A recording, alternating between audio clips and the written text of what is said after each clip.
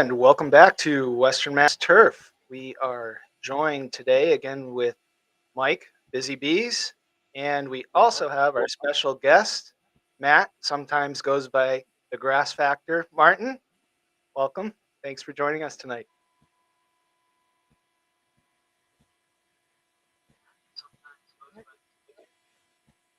Our special So, guest?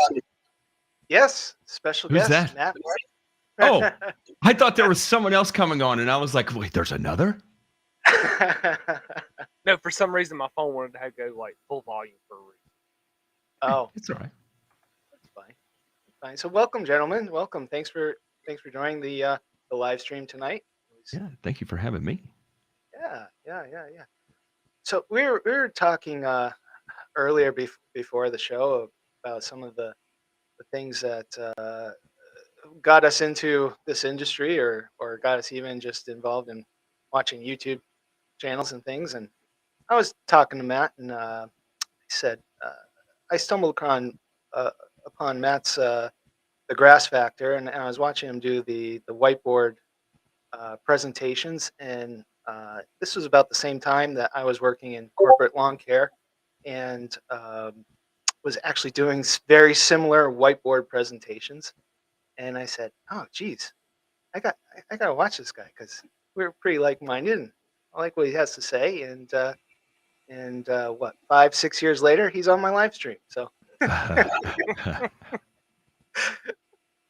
It's funny how that ends up working. I've talked about it before. I don't know if y'all know this, but like when I was interning, building a golf course, I was in so far over my head that I was I was kind of wigging out, but I didn't want to like express it outwardly, right? Because there was like investors involved and all that shit, and I was supposedly a professional, and I had no idea what I was doing. And that I got on, Google Foo, right? That's what you do in 2008 is you wear it out, and that was where I came across Ray, who I featured on the show for the first time, and began reading him, and it was such a surreal experience that 10 years later he commented on a YouTube video, and I reached out to him. I was like, "Are you the green doc from Lawn Sight?" And he was like, "Yes, I am."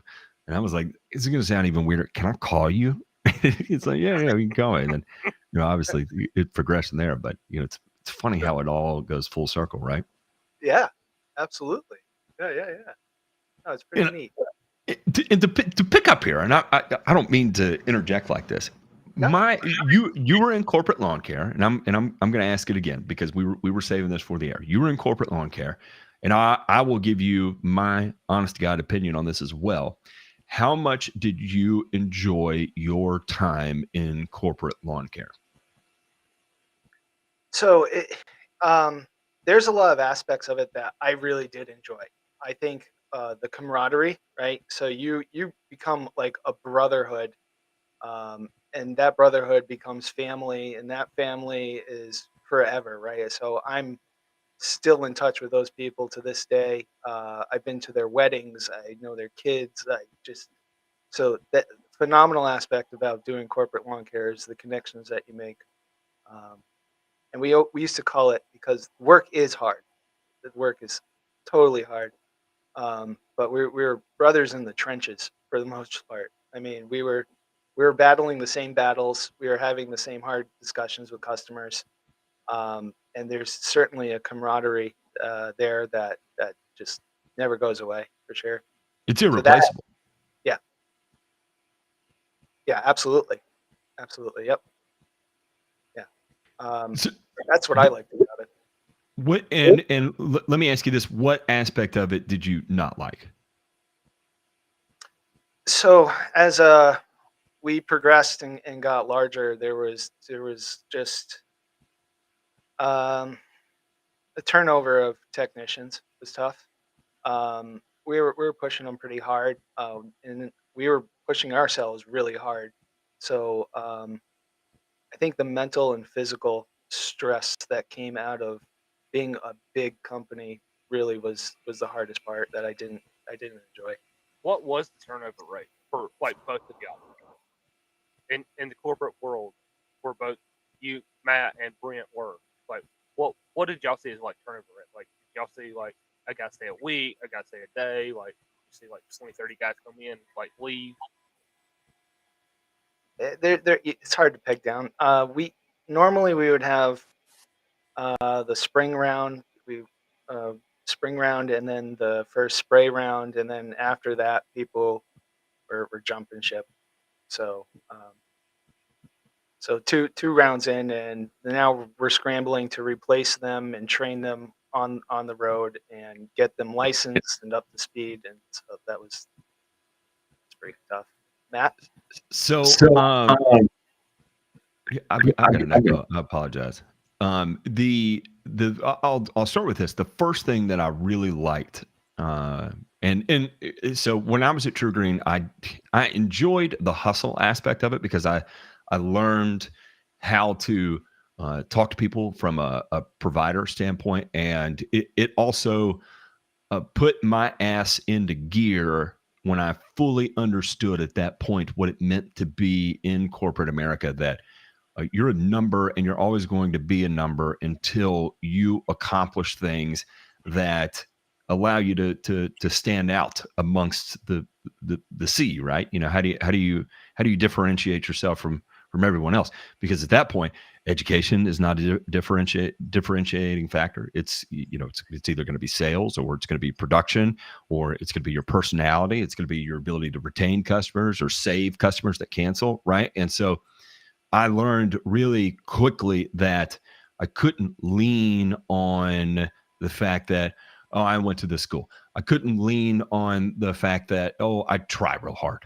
Because everybody was trying hard, and especially at this time, 2009, when the economy tanked, everyone was desperate for their job, and so it was very cutthroat. And so, how do you stand out? Well, you go harder than the next guy. You try to learn as much as you possibly can, and you watch the older people and try to do what they do, but do it as a younger person and execute that better.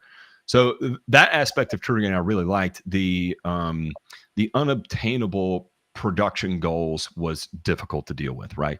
It was basically whatever your goal was, it was just not feasible to obtain it. In certain routes, you certainly could. Like if I had a route that was in a densely populated suburb of Memphis, because this is in Memphis at the time. So if I had a route like Cordova, where I may cover 5 square miles in the day, and I can spray $1,600 in that day. I've only applied 200 gallons of dilute solution, and it was just a crazy easy day. 2 o'clock, you're rolling in, you got $1,500, you feel good about yourself. Well, unfortunately, my route was, it was this area called Fayette County, and Fayette County was kind of like this newer area that was just a couple of developments, and the majority of the developments were either like really, really high end horse farms, or farms that had been converted into like reclaimed, just wealthy individuals that wanted land and stuff, right? Sure. And so it was major acreage, and the difficult thing about True Green at the time was, again, 2008. So in an effort to retain customers, to sell new customers, in the midst of economic turmoil, then, a lot of times guys were having to sell lawn applications for $35 an acre.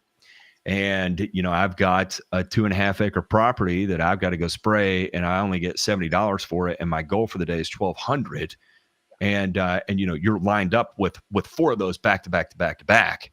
And you're 400,000 square feet in, your truck is empty, and you've only got $400 of production, and you got to go in and refill up. So I got an hour drive back, and then I got an hour drive back out in the field. So you're getting out your second part of the day. It's 5 o'clock in the afternoon, and you've got 4 hours of daylight left, and you're just like, man, I'm so screwed. This is how am I going to do this? And then it's 6 days a week.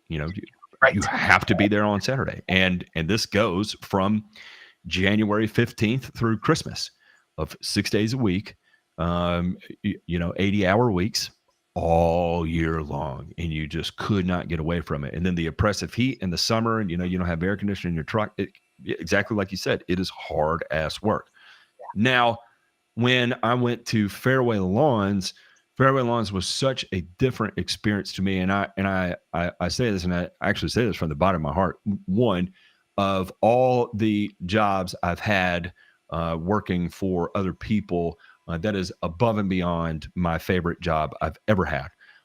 And to even further illustrate that is, I would say that Fairway Lawns helped me become a better man. Even it's not to say that it was flawed free. For instance, when went to Augusta, opened the Augusta branch.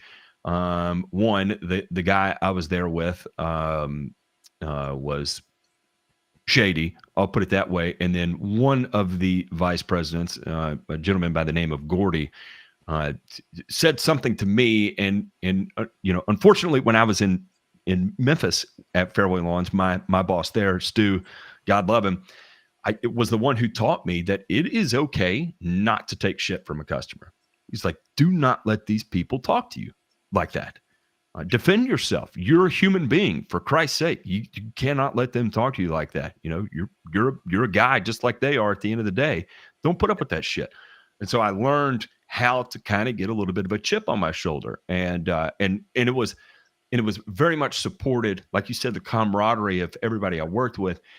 Everybody felt that, and you get into a shouting match with a customer on the phone and you hang up and everybody's coming by and slapping you on the back and, hell yeah, F that guy. He's an asshole anyway. Don't let it beat yourself, don't beat yourself up over it. Forget, well, blah, blah, blah, blah. Everybody's, jawing and stuff. And it was just this amazing atmosphere. But going to Augusta specifically, Gordy, a guy from Michigan, I'm a Southern boy, and the thing I prided myself most was the notes I left for customers, because we left handwritten notes, and I would try to be as personable and effective of a communicator as I possibly could. And so one of the things I always try to highlight and do was I would always say, howdy, sir, howdy, ma'am, because that's how I talk.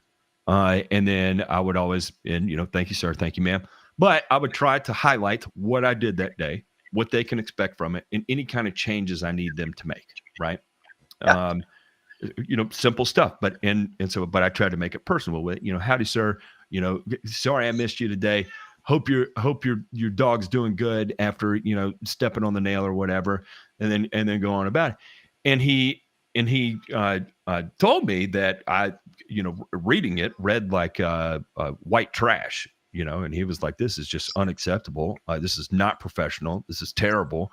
And I can't believe you would do this. And it was weird because I've got that from one in my ear. And then the other vice president at Fairway Lawns, a Southern boy from Little Rock, Arkansas, was like, that's a damn good note right there, Matt. That's effective communication. And then people are going to read it and they're going to feel real good about it, And so, and it was this weird thing. And I don't know. I did not like that from Gordy. And I would say that was one of the two reasons in fact, he was so aggressive with me that they decided they were going to dock my pay over it.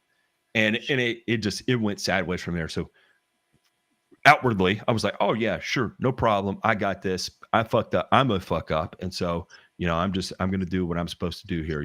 Go ahead. I'll take it on the chin. And then they ended up not docking my pay, but I had to work weekends in order to earn back what I was losing as part of my pay. And so anyway, but I made the conscious decision then. I was like, all right, fuck you. I'm out. Done. Like, you get nothing else from me. But anyway, to the point of a turnover, I can say that at Fairway Lawns, almost zero, pretty much zero. And you were a route manager. You handled all the sales in the route. You handled all the service calls in the route. When a customer called and wanted to ask a question about the property, they would answer the phone and be like, Matt is your technician. He'll give you a call at the end of the day. And at the end of the day, you come in, you got your call logs on your desk, and you go through, and as part of your job, you call everybody back and touch base with them. And I loved that level of control I had over my route. Then also they gave the flexibility of like, if you need to do something that is going to be outside of the program to the lawn, then let's figure it out. Let's figure out how to get it done.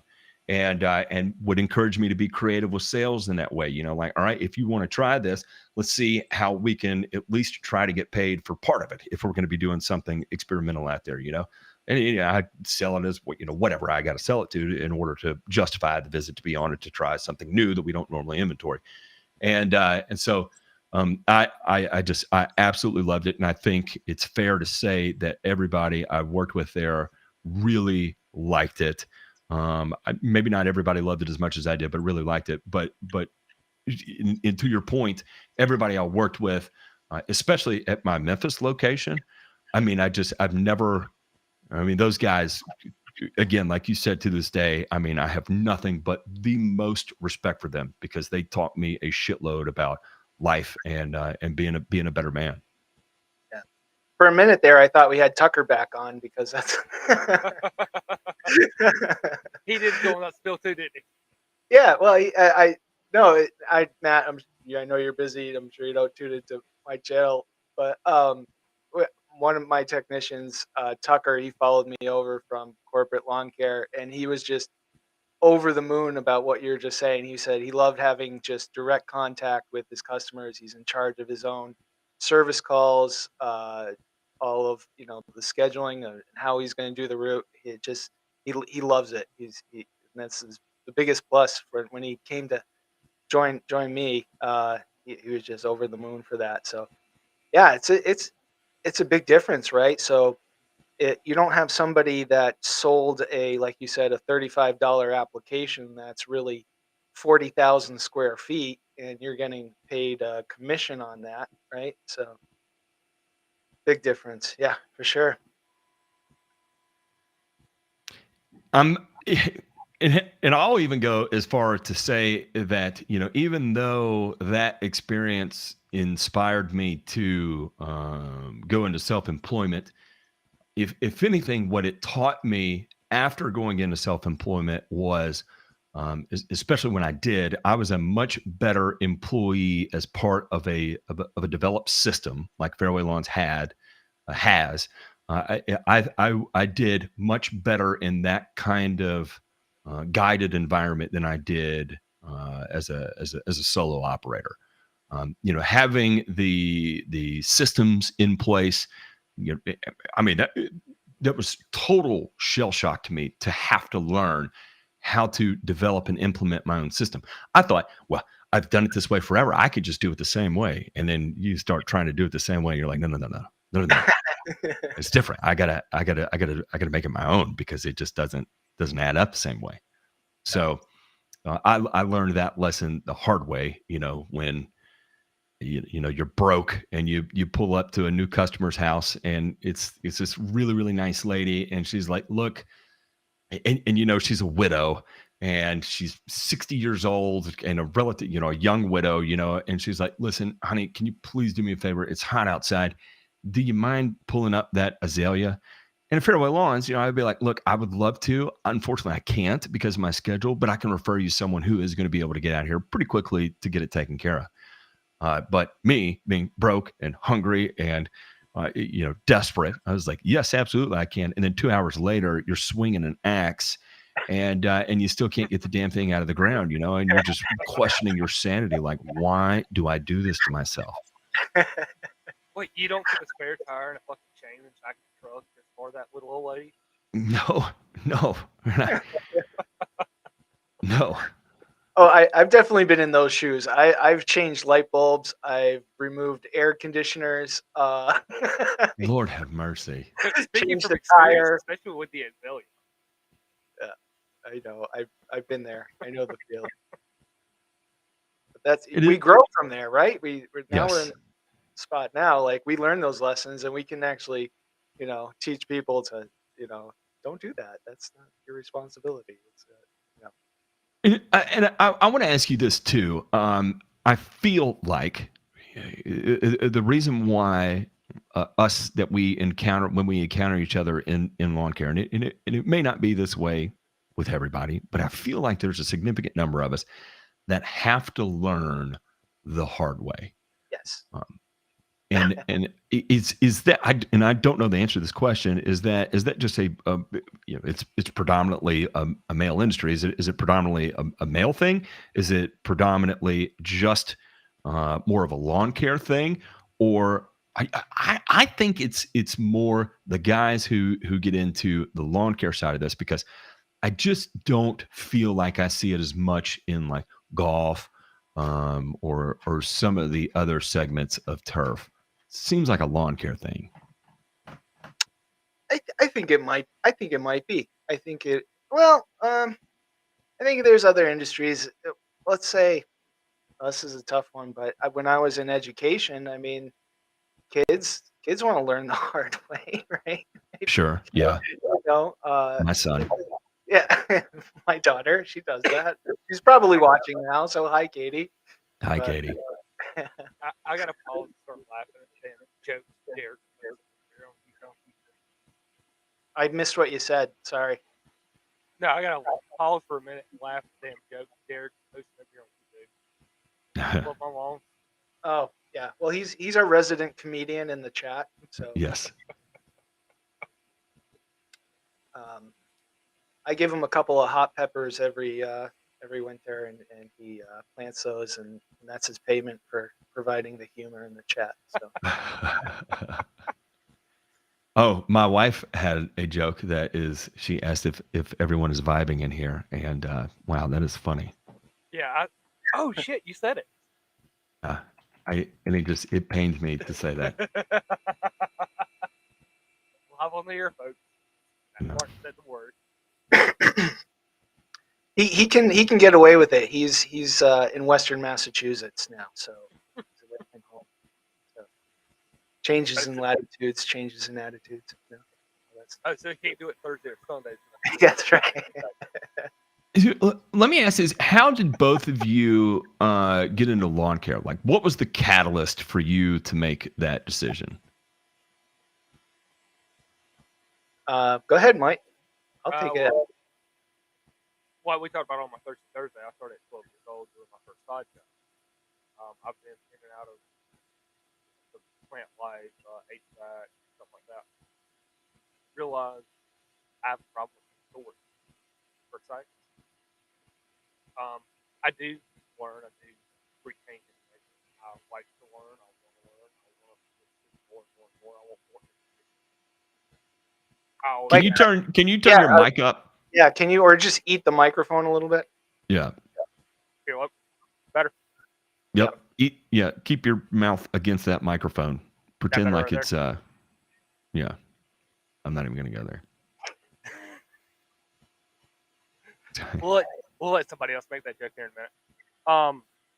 Well, I'll restart. 12 years old, I got my first side job from my uncle, the one that I do a lot of work for. Okay, and let me ask you this: was like when you did that, were you like into it? You're like, oh shit, I just like this. Yes and no at the time. But there again, my parents, we grew up flight track. Sure. Yeah. Or, upper class flight track. Like, we could fund what we needed to do, but we didn't have extra spending money. We couldn't go on vacations. We couldn't travel the world. Let's, not do all that shit. Mm-hmm. My uncle was living the high life. He could do whatever he wanted. He had all brand new fucking equipment, all brand new trucks. Like at 12 years old, I said, I want to be that way. Parents told me to pursue an education, so I tried to pursue an education. I got into how many fights with every teacher from 9th grade all the way up to my second year of college before I said, fuck this shit. I see that in your personality 100%. I'm not saying that to slight you. It's just, you encounter some people that you can tell that, when there's an opinion on things, or you recognize a fact about something, or you have an experience about something that contradicts what's being told to you to either do, or a way to learn something, or a way you should understand something that contradicts your experience. I could see you being very vocal about that. No. And I have been ever since about 14 when I actually joined the fire department. Done a lot of the fire department stuff. Done a lot of my fire department training. Done tech rescue, dive master. I'm like, there's way better ways of doing this, but I have to have these certifications to do this. In and out of fucking plants, arguing with plant managers. I just said, fuck this shit. I told my uncle one day, hey, look, I'm going off on my own. If you can help me, help me. If not, then I'll make it on my own, or I'll go work at McDonald's and every McDonald's I can until I actually make them home. And well, here we are now. I've tried 3 times before, failed miserably on my fucking ass, went bankrupt, and well, now I'm finally fucking established. I love it. I love it. I had to fuck around to find out the hard way. What about you, Brent? What was the catalyst for lawn care? So I'll give you the short story of it. Is when I was in education, I would spend the summertime mowing and fertilizing and doing stuff like that. I had a young daughter, so we are trying to get as money in as possible. And um, fast forward a few years, 4 years or so, I came across this opportunity for a corporate lawn care gig that seemed that it was offering some pretty decent wages and things. So went in, presented myself. I had hardly any knowledge of the company at all. I thought it was going to be a mowing landscaping business. It turned out to be a fert and squirt company. And I was totally used to doing the mowing, trimming, and I had a bag of Scots that I would put on like a few customers' lawns or whatever, doing that stuff. And then, like, I don't know, maybe it was just a desire to learn. I always had a desire to learn things. I was a nerd about reading and all that stuff. And then I got this whole new world presented to me, all the chemicals and the science of it. And I ate it up. I just ate it up. I loved every label that came across my eyes. I read, any book that was available, I consumed it. And even though I was working my ass off doing 300,000 square feet a day, I was learning something new and providing it in the field, and the rest is history. I quickly rose to the higher ranks, and then was presented to buy my own business, and I took that leap, and here we are today. You talk about that where you fall in love with the learning aspect of it, right? And reading the labels every chance you get. I can still hear my wife now. You're still in the bathroom, and I'm in the back of my head. I'm thinking, yeah, but did you know there's a chemical mowing section of the Roundup label?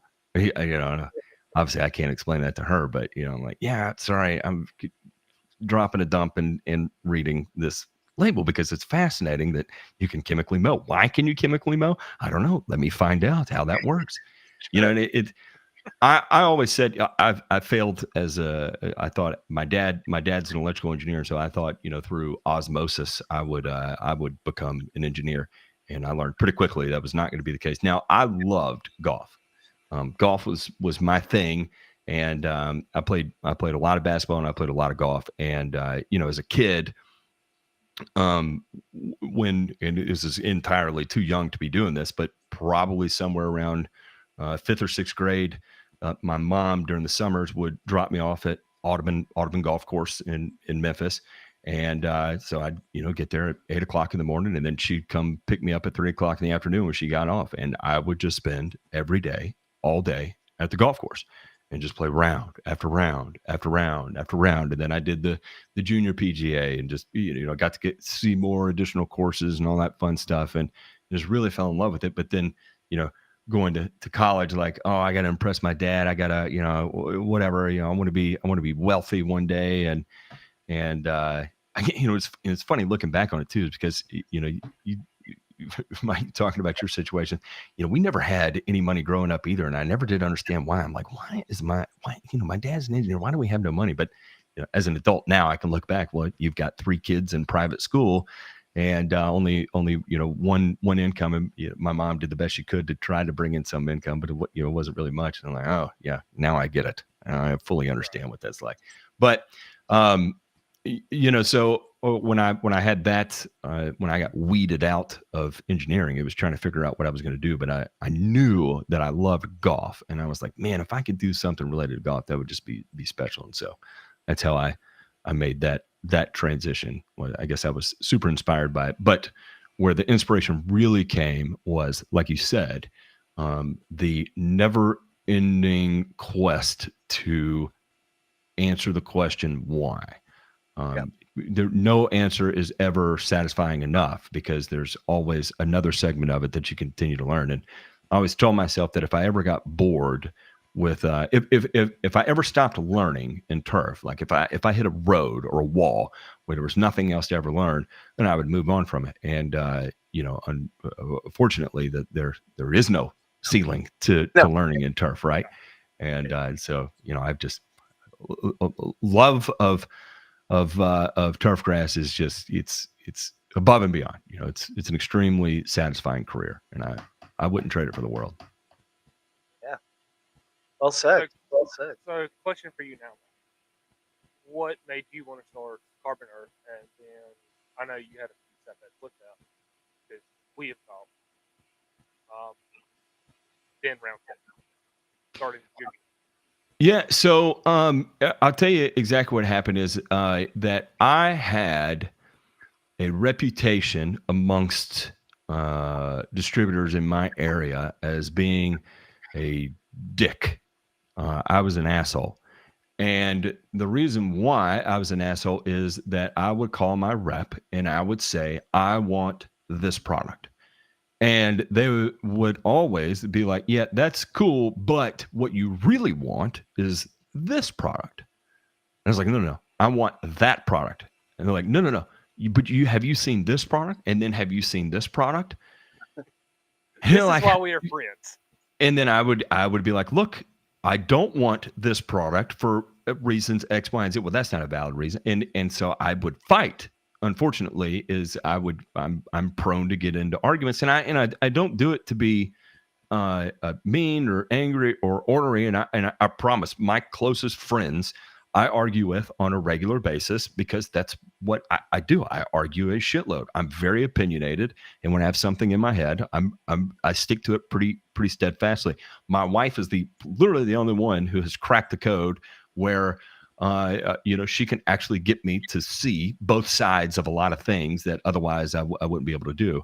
And truly, it's just because I respect the holy shit out of her, because she had the balls to up and leave her country and just experience a new world. And that's a certain level of courage that I don't have. So it's easy for me to listen to her perspectives on things. But anyway, and so eventually I had run out of distributors to buy from, except for one, and I call him Dr. Gardner, John Gardner. He was able to read me and say, I would walk in and just say, hey, and then I could go back to wherever within the store where I'm not supposed to be to go find whatever it is I'm looking for. And I could go pick it out by myself, read labels as I wanted to, and then bring it to the counter and buy it. And, I'm the only person that's doing that, but he knew that was the way to keep me coming back. Right. But unfortunately, what I kept running into is that there was a lot of times I wanted to simplify what I was doing. And I could not find the active ingredients that I wanted to simplify what I was doing. And so I was at my wife was pregnant with our daughter, and we would go walk the farmers market in downtown Knoxville. And I came across a booth with some young guys in it, and they had this material in a jar. And it was almost like he was going to sell me drugs, because he's like, hey man, you ever seen this before? And I was like, man, what is that? He's like, it's biochar. I was like, oh shit, what is this? And I was like, yeah, it's obviously a soil amendment of some sort.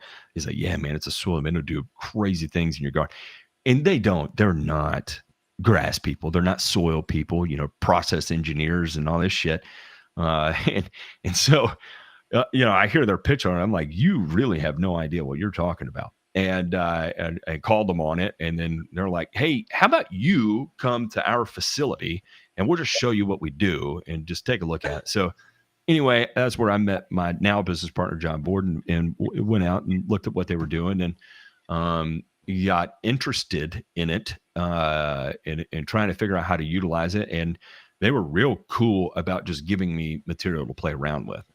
And so, I started learning in the hiccups that you run into using it. One, there's no bulk density in it. Two, it's a pain in the ass to spread in its current form. Three, what happens and why is it when you apply it, sometimes you don't see anything. And then, after using enough of it, I started to see some trends in where I could elicit a positive response and not elicit a positive response. And I was like, okay, I know now that within these certain sets of parameters and variables, I can get a good response. So how do I start using this at scale within my business, right? Like how do I put it into my production? And they never could supply in a form that would allow me to be able to do that. I didn't want to tote around a dump truck full of biochar and pull a trailer with a top dresser and a tractor on it and go top dress lawns, right? And so that guy, my business partner now, John, I told him, I was like, if you can ever get into a form that I can handle, then I'll be your biggest customer.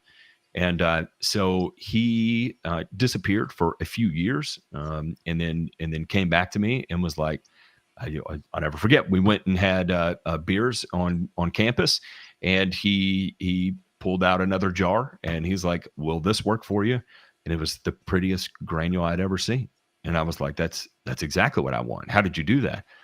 And he's like, I've kind of worked on this process, and I've got a process now that I feel pretty good about it being able to turn this into a granule. And I was like, okay, well, if you can turn that into a granule, if I give you a list of other things to add to it, do you think you can make that into a granule? And he was like, I don't know, shit, let's try it. And so he made some phone calls, and he's like, hey, do you want to go with me to Pennsylvania to do a trial to see if we can do that, what you suggested, into a formula? Into a granule. I said, yeah. So we did. We went to PA, and we turned it into a granule, and then we ran analyses on it, and then we started testing it. And I knew then, I was like, fuck, I've got something. So, I went into it purely with the standpoint of like, this is something I'm going to adopt in my business, and it's going to be the differentiator for me here in Knoxville of how I'm going to be a lawn applicator that no one else can fucking touch, because I can kill so many birds with one stone out of a product that I fucking make, right? And then John was like, how about we build a manufacturing facility, and we make this, but we make it. I was like, I don't understand. He's like, we'll make it. I was like, oh, he's like a business? He's like, yeah. I was like, okay, yeah, let's do it. So we went back to that place, that bar, and we mapped out on paper basically what our strategy was going to be to do it. But unfortunately, we had to come up with about $3 million in order to make this a reality, right? And raising capital was nothing that I had really any experience in. And so it was kind of like just throwing myself to the wolves, where he understood the financial aspect of it. So he was able to develop, projections and projected P&Ls and cash flow statements and balance sheets and all this, that I had no idea what I was doing. And, basically just effectively building out a long-term budget. And then I knew the product. So I figured, well, I can talk about the product.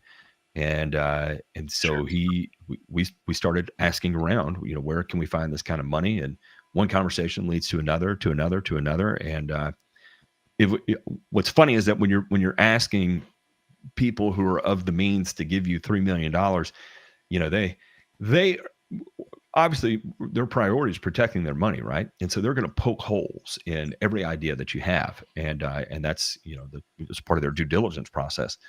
And so you learn how to you get better with each one, right? Because they're going to shit all over you, because that's what they're supposed to do.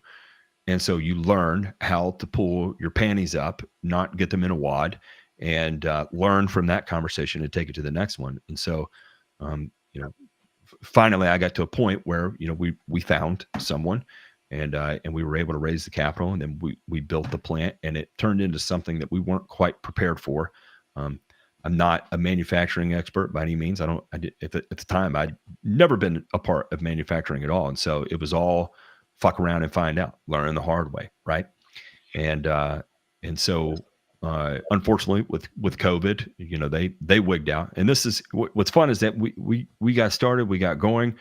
And we were able to sell thousands and thousands and thousands of tons of fertilizer.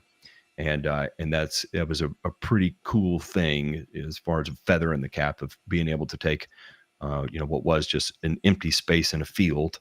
And then, a year later, you've got 1,000 tons of fertilizer coming out of it. And that felt good. Right. And hindsight 2020, probably the best thing that ever did happen was COVID and us losing Carbon Earth, because in starting it over, when under that kind of pressure with, when you got 20 people and you're trying to run 24/7 and all these personalities, you learn the hard way of what you like and what you don't like. Right. And if you could change things, how you would change things. But then things were so fast paced and so dynamic every day that it was very difficult to try and make changes on the fly, because you could come up with things that need to change on the fly. But as far as like actual cultural implementation within the company was a much more significant hurdle than it was, that say myself and John Borden could react to. And so when it went under, and John asked me if I wanted to do it all over again. John is I probably spend more time on a weekly basis with John than I do my wife. We're together all day, every day, 6, sometimes 7 days a week, 12, 14 hours a day kind of thing. And so, you get to know someone really well. And I will say that there's no way that I could do the things I do without him. Right. So when it came time of like at him asking me, do you want to do it again? I was like, oh, yeah. He's like, okay, just making sure, because I do too, and we have that kind of relationship where I come up with an idea and he's like, okay, let's figure out how to do it. And he does the grunt work to figure out how to make it a reality. And so when it came to part 2 and we had to bootstrap the whole thing where, we had no money to our name and literally nothing, we were going through bankruptcy and all this fun stuff. And we had a couple pieces of equipment. And so, we start shopping for customers, right? And we want to do fertilizer, but where can we get customers? We found a customer. We lied to them and we told them, hey, we want to granulate your material, but our plant touches chicken shit, and yours is a non-contact food product. And so, we would much rather prefer that if you gave us your equipment, then we'll just take over the manufacturing aspect of it. And they did. They bought it, and they sent us their equipment. So we took what we had, fashioned that into a quasi plant using their granulator, and started making material for them. And we pocketed as much cash as we possibly could, paid ourselves nothing. I can't even begin to describe how terrible that year was. It was awful. It's a miracle my wife did not leave me. She should have left me.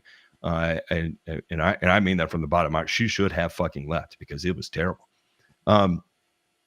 And she stuck it out with me for whatever reason. I don't know.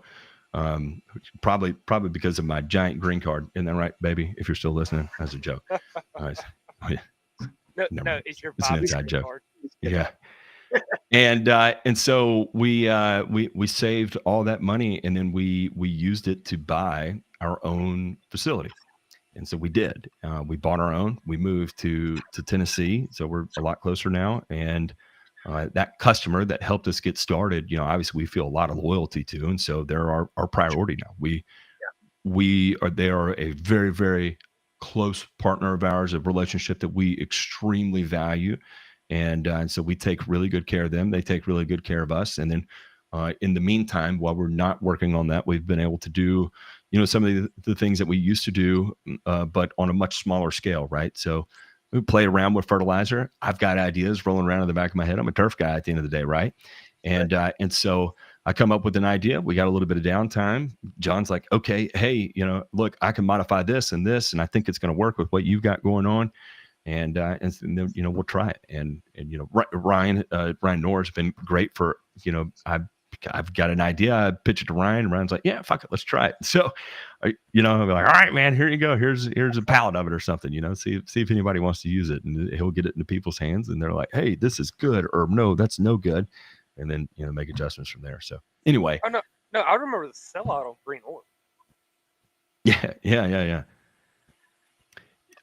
And you know, the weird thing is, I'll say this too, is that you know after Carbon Earth, with Carbon Earth, I made a lot of people mad because my ego is bigger than my common sense. And so when I know that I went from absolutely fucking nothing to having a plant that could crank out 1,000 tons of fertilizer, you know, lots and lots of fast money coming in and going, right? That I had a chip on my shoulder and I felt like I deserved it. Still do. But you know, even now looking back on it, I think I deserved every bit of the chip on my shoulder that I had. Doesn't make me any less of an asshole. 100%. I was an asshole, dickhead, fucking terrible human being. Yes, but I agree in hindsight now that I deserved to have that. I was proud of myself. No, asshole. Yes, because Yeah. it's still that way. So you know, anyway, I made a lot of people angry because I cannot shut up, and so after the fact of you know after Carbon Earth folded and everybody got to point at me and say, "Haha, I told you so," and let them purge that from me being such a dick for so long, and then me getting to restart. Boy, you know, I've been selective. I haven't gone after a lot of people, but you know, it lingers in the back of my head sometimes, and I could make a couple phone calls and just be like, "Listen here." So I haven't. So, but anyway, yes, I'm very appreciative to be able to do things like Green Ore that you know have done pretty well and scratch that itch of what I consider creativity, which is you know playing with chemistry and equipment to turn things into products, right? Matt, you had that facetious personality that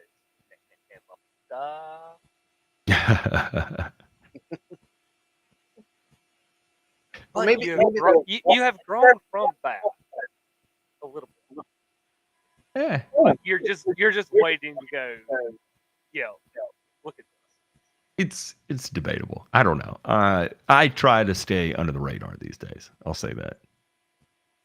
In the back of your head, in the back of the head, it's still it's gonna stay. My father always had this great saying, and I think it came from his father, is that if you encounter somebody that's an asshole in their old age, they had all that time to perfect it.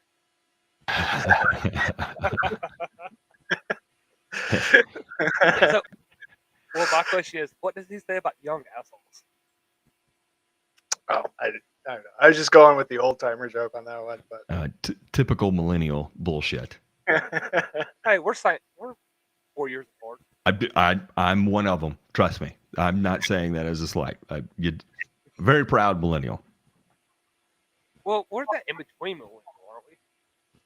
Yeah, and I call it call our generation. That I call it Generation RX, short for prescription, because you know we were post Generation X, and then prior to the millennials, that we were the first generation that really got medically experimented on between the likes of excessive, what I would consider excessive Ritalin and Adderall prescriptions, and I was leaving college and the opioid epidemic was in full throes, right? But leading up to that, you could walk into a pain clinic with $100 and leave with a bottle of hydrocodone the size of a watermelon, you know?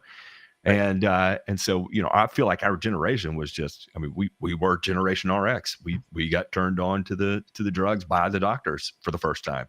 Yeah. And it's progressed from there, but you know, we were the first of the experiment. No, you're absolutely right. I mean, I'm a few years older than you guys. I'm probably the tail end of Gen X or whatever. But I actually, shameless plug, if Danny is watching now, he has a channel called Birdman Drug Stories, and he dives right into that whole generation of addicts because of that very same thing you just said, Matt. You know, that was prime time from going from, okay, take this pill after the surgery, we're going to give you a butt ton of it, and we'll give it to you for 5 years. And then suddenly they go, nope, sorry, that's over. So, it's almost like our generation was like addicts in the making, right? Well, not only to add to that, I mean, we got the age of technology. We got, my teacher never told me you never gonna walk around with a fucking calculator in your pocket. Bitch, I sit here with a damn route like app on my phone every fucking day of the week, trying to figure out what route I'm gonna take. Yeah. And it's beyond not just the opiate thing. And I feel like Adderall is, it's lost. I don't feel like there was ever a stigma to it, but it was strange that I remember in high school, like people started talking about getting an Adderall prescription and stuff, and it's an interesting thing to say that, oh, okay, this person is really hyper, so what we're going to do is we're going to pump them with amphetamines so they are so skeeted in their brain that they stop being hyper. It's an interesting philosophy, right? And obviously some people were misprescribed it. Other people probably need it to a high degree in order to be able to function at a good level. And but you answer a couple questions and you leave, and you got a bottle of dextroamphetamine in your pocket. And what do you do when you're a sophomore in high school? You're like, well, it tastes good when you eat it, therefore it must taste good if you snort it. I don't know. Yeah. And you just wide-eyed and zonked out. Oh, I don't know. It's interesting. We have a very interesting generation. And then you had that one friend of yours that always brings a fucking handle of fucking alcohol to school every morning. You're like, oh, fuck, I had to drop. All right, let's go. So I went to a private all boys high school, Christian Brothers in Memphis. I'm sure there's somewhere around here. There's going to be a CBHS kid that sees us at some point. But we got drug tested, hair tested, and so they drug test you multiple times a year. And doing the hair test, they test back 100 days. And so you really couldn't use drugs in high school. And I would say our school culture, it wasn't like a drug culture at all there. You had some of the hippie kids that hung around and stuff, but for the most part, it just wasn't it. I will say is that the drinking culture at my school was out of control. And so it wasn't just a kid that always rolled around with a handle of alcohol. It was odd if there was any kid that rolled around without a handle of alcohol. Yeah. No, it was like it's better to count the ones without it than the ones with it. Yeah. I don't know how we went from turf to that. I'm sorry. Yeah, I didn't mean to derail that. Like I said, we let the conversation morph organically, so it's not a problem. It's not a problem. This has been a true organic flow of the mind tonight. Stream of consciousness. Stream of consciousness. Yes. I like that. Yeah. What was it? The book I was just reading with my daughter was David Cassidy, right? Yeah. I mean, before the show, I said I'm going to be the voice of reason. Let's save this for the show. Yeah, it worked out fine. It was good. Yeah. I mean, God, I'm all jazzed up. Now I want to talk about stream of consciousness. I just read a book and watched a movie on it with my dad. So what's the next guy? LSD? Jack Kerouac is probably my favorite stream of consciousness author that's out there. Good reads. My brother bought me my first Jack Kerouac book on the road, and what an interesting fork in the road I found myself in after reading that, and so it was pretty interesting. And the book was based on David Cassidy. Yeah. Funny how that works. I know. Yeah. That's good. Well, actually, we're almost at an hour. Can leave it there unless if there's any questions in the chat that anybody wants us to answer before we go off here. And Western Mass Turf, Pepsi, what the fuck? Yeah, I've been on my my best behavior lately. You know, I'll save the drinking for the season, I guess. Well, I bought a 6-pack of fucking Miller just for you, and Oh, I know. you Well, get to experience that. So I mean, that's kind of a little like fucked up. I saw. Well, we were talking earlier. You said you had the Coors banquet beers, and I Oh yeah, said hang on. Good beer. Sponsored by Coors Banquet. we're gonna have to get sponsored by Cobra Kai. 'Cause, Or Matt, we can do one even better. Sponsored by Elijah Craig. I am a fan. Get all the bourbon sponsorships. As a matter of fact, that's the direction I have tried to go with my drinking. It's funny how, I'm going to sound like a horrific alcoholic. I'm not a horrific alcoholic, but I am. If you my history, if you looked at my history, I am the poster boy for binge drinking, where I don't drink often, but when I do, typically it's copious amounts. And I had somebody explain it to me this one time when they said, do you have a drinking problem? I was like, no, I don't have a drinking problem. I only drink once a week. And they're like, yeah, but is it a problem when you drink? And I was like, it's debatable. I'm huggy. I'm real huggy, lovey-dovey, so. I'm like, No, yeah, so but here's the I issue. did drink a I don't have a significant problem amount. drinking at all. I have a problem the next day.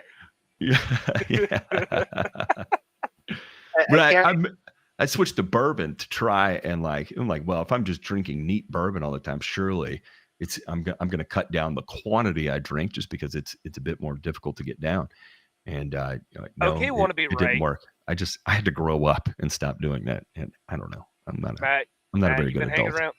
Matt, you've been hanging around way too long. I think it was Jack Benny who said it, that it only takes me one drink to get drunk, but I just can't remember if it's the 15th or 16th. I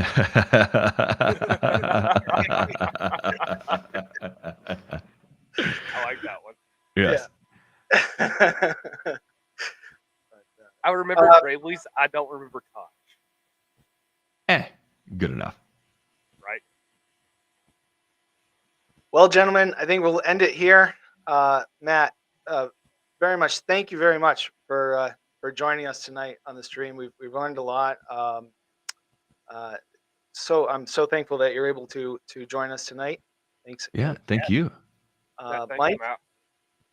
Yep. Busy. Thank you. Thank you again for joining us and being the orchestrator of events as usual, motivating my ass to get this live stream up and running. So thank you for that. Proud.